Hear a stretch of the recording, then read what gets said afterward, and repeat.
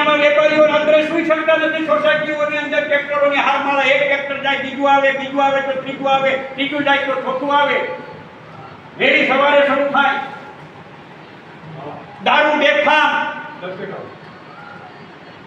કોના કારણે? શા માટે બધું બેફામ કર્યું? શા માટે ભાજપના લોકો રોકી શકતા નથી?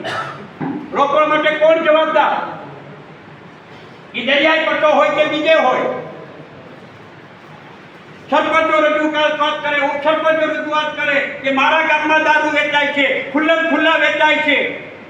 ઉના શહેરમાં ક્યાં વેચાતું નથી? કેમ પોલીસ કાર્યવાહી કરતી નથી? શા માટે? વાસ્તવિક પરિસ્થિતિ છે બધી. કોણ જવાબદાર? હવે તો મીડિયા બોલે.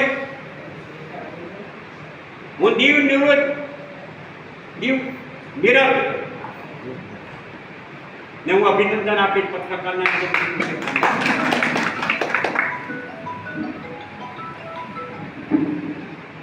એના મીડિયાના લોકો આ ક્યાંક બોલે છે, બધા બોલે છે એવું નહીં કહી શકાય. ઘણા બધા લાજ કાપે છે.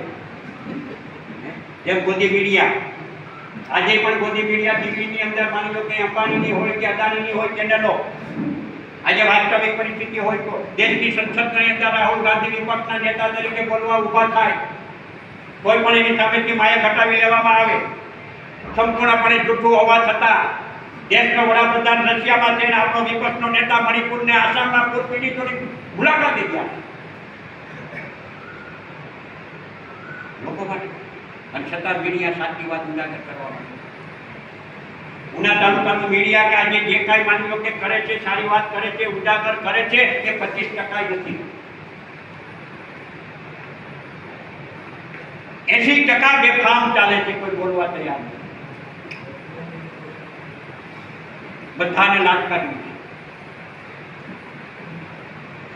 જો એ જ પરિસ્થિતિની તો બધું બેફામ, અને છતાંય ડર આમાં જૂના પાળિયાઓ છે એ પછી આ છેલ્લા 35 વર્ષમાં નવો પાળિયો છે એ